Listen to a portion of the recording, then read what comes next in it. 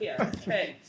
You don't choose your parents, and sometimes you do have to distance yourself from them. But in the case of spouses, I think a lot of times we marry the right, whoever we bring into our life, we bring in for a reason at that time.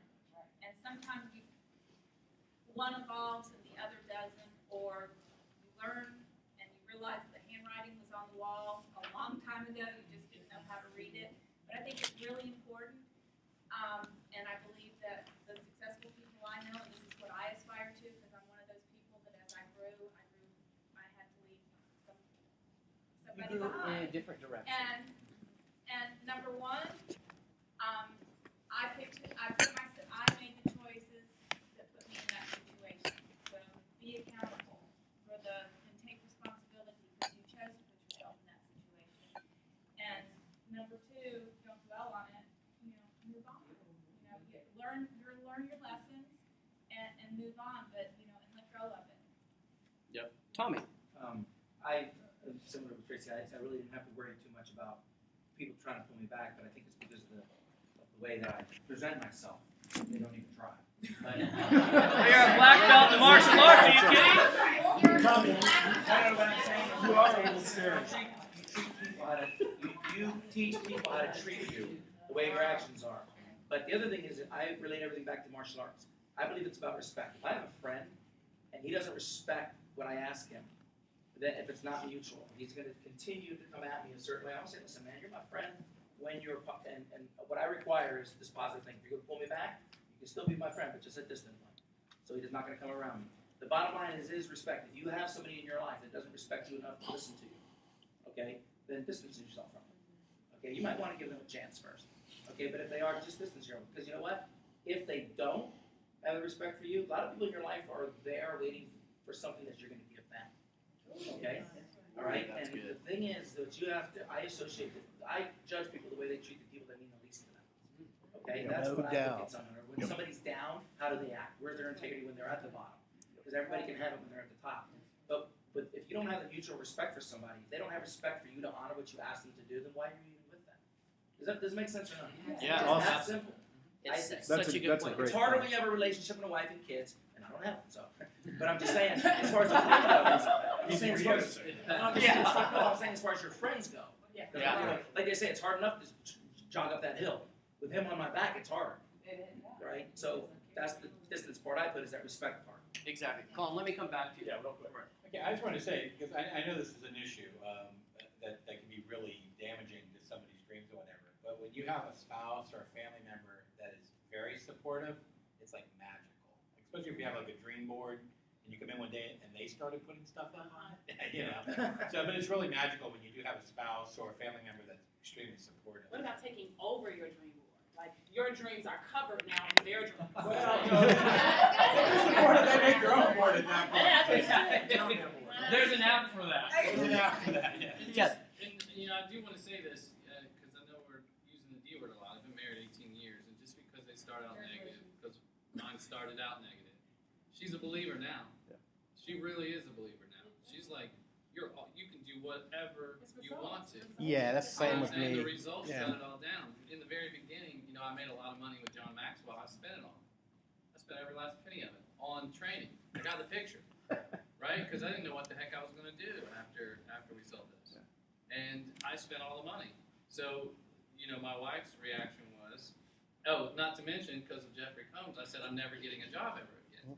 Not only did I spend all the money, I said, I'm never going to work for anybody ever again. So, luckily, we made it through our marriage at that point in time, but she's a believer now. I mean, she's fully all in, but she wasn't all in at that time. Yeah. So I had to believe what I knew was going to be I knew what I could do and what I was going to do, regardless of what my spouse said. I was going to prove it to her, and she's now a believer. Joey, you made a great point there, though. You were all in. Yeah. And the only way she could become all in is if you were all in. Yeah. You can't kind of be No, there. because she'll see that That's right. inconsistency and just trust her. And a part of this is they only see like 2% of it. I mean, They do. you're in the fight, man. You're in the trenches, and they just don't see all the details. And you really gotta. If you don't believe in yourself, nobody else is ever gonna believe in you. Just know that. That's And for sure. she So. and my kids don't even think I work. They think I just play around all day long. And that's Yeah. okay from the island of Hawaii. Well, you're an internet, you're an internet marketer. That is all you do, right? Exactly. I have a Sharon. question. I have a question. Is there any of you who have worked with your spouse in whatever ventures you? Oh. Okay, Yeah. somebody enlighten me. Through that. Is there a way? a couple. Sign them up in your downline. Well, I'm just wondering, is there a way for a couple? Now, I'm talking about two big egos, two strong egos, or two wonderful people trying to work together. Brad, and then we'll go Brad and then Sadiq. I would say one thing, when I got divorced, and I get a long break with my ex-wife now, and because we have small children, and I just don't believe that when you have kids, there's a linear relation, better relation, better for the kids, a worse relation, worse for the kids, and you just have to sometimes suck it up, but they say that women mostly want to be loved and men want to be respected, and sometimes I think that I had this false belief when I was married that I thought that if I did certain things, like I was like, well honey, I built two $10 million companies within 1 or 3 years, twice now at the same time. I put $2 million in the bank the first day of one of them. Just tell me exactly what do I have to do before the default thinking is that I'm a freaking idiot. But I think that it's kind of like Lee was saying, is that people's risk tolerance is based on their genetics and DNA, personality profile. A lot of things that happened when they were 4 that are just, that's the way it is. And if you don't have any control over it, and it's a shock for me to discover, there's literally people that have a hard time riding in the backseat of a car, like somebody else is driving. Like that's. I'm with you, Julie. He wasn't talking about anyone I'm in with you particular. too. Her initials are Julie. I have control problems. I have to drive. I tell people, She must fit. somebody we taught a lot of people to make money online and stuff, and I tell people all the time, don't make your spouse an unwitting investor in your startup company. It's not like you can walk down to the bank or any of these rich guys and they're going to invest in your company while you're trying to get it all figured out. Well, now your spouse is having to put it all in line for you too. Don't quit your job too early. Start this stuff on the side and don't create all this risk for the family that you don't need to. And then the thing is for guys is that this whole idea of, well, why is it that you need to be respected? And if she's acting like she's not respected, is it really she doesn't respect you, or maybe she's just not on board with this idea or doesn't have all the information? Maybe it's just if you can get past that need to having to feel this respect from her all the time, maybe you really are projecting. You're not so sure yourself anyway. You could use a little moral support, But so I think that it's really about. But I agree with what you said. But it's about the kids growing up in an environment and seeing what it's supposed to look like. It's not about that part. Because like I said, it was a false belief. I don't.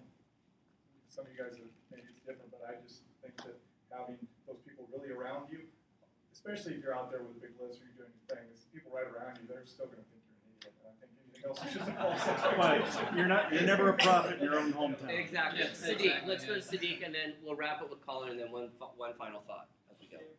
My wife worked with me, and of course, she's very well organized. I have 110% support from her, so it's not like me. And I know your question, and I'm going to come to that. Here is the idea of working with a spouse. It's very challenging, but here is all I worked and never have argued in the work environment. Of course, at home everything works, And I work from home over 10 or 12 years. You work with someone from their strength, not from their weakness. That's what you need to look at. Okay? As a JV, we are always connecting strengths only. I know I can find 10 things kind of wrong in a person, and you can find probably 25 things, including my accent and speak fast. Doesn't matter. We all have a single strength. Can you work from my strength and I can work from your strength? That's the only way we need to work with each other. Just like if I have glasses, I should be looking at from your strength only. Everything else doesn't matter to me. And outsource everything else to somebody's passion. Definitely. That's it. That's We both have great gifts. They're just different. It doesn't make mine any better than yours. It doesn't make it any more You guys support each other. That's the explanation right there. Support each other and be interested in each other's ideas. You don't have to do it together. Help them grow, because we'll celebrate 20 years next month. And, I am not the same person that I was 20 years ago when we got married. But, I'm more in the limelight. He is complete opposite of me. Thank God, right? And as I've grown, we've evolved. It's never been in a power trip or either way. I've made more money than him, he's made more money than me. That's never been an issue. As long as you help bring each other along and support one another, you'll go the journey together. The minute you get out of alignment with that, and it becomes a power trip, or then I just wanted to sum all this up. We started talking about mastermind and coaching and now influences in your life. And one of the best Jim Rohn quotes is, "You are the average of the 5 people you spend the most time with." You need to write that down and remember it and analyze it on a regular basis because it is so true. You and I must be on total wavelength, because what I'd like to do to end today for our panel is I always find that most millionaires and people of some success and have been through journeys of ups and downs always fault and default back to a couple of their favorite quotes. So I'd like to just go down the line and ask you what your favorite quote is. It can be from yourself if you'd like. But I just find that a lot of times people have a quote, like my quote that I love is, "Opportunities multiply as they are seized." And I actually think that comes from The Art of War. I don't know that, I totally made that up, but I think so. The concept. So therefore, The concept did. So I'd like to just kind of go down the line and see as we wrap up. First off, before we do this, I just want to say thank you from all of us for you guys taking the time out of your day. I mean, I know a lot of you personally, and I know what it took for you to be here, and I think we all appreciate you guys being here.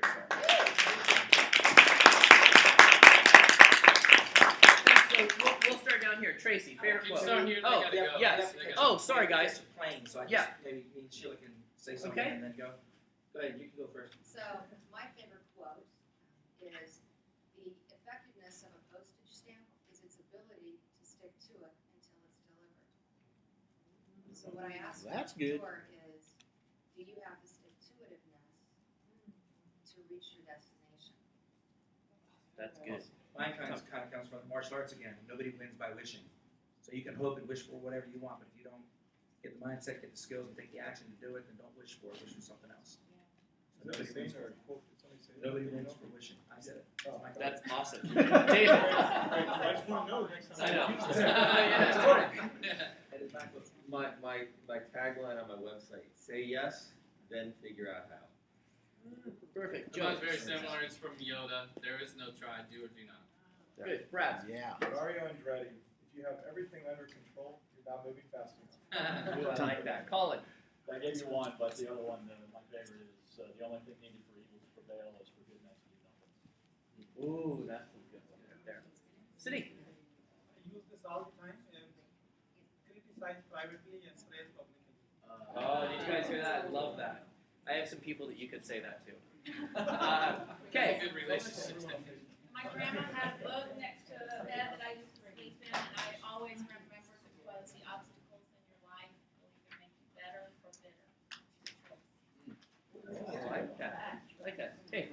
Zero the most from the power of concentration. One cannot wish to himself on the other side of the fence. One must climb. Oh, that's good. I like that. Jason. All of the ones that are just mentioned, I think my new favorite. Sorry. Well, I have two actually. My favorite one is, "How you do anything is how you do everything." I'm a big integrity type of person.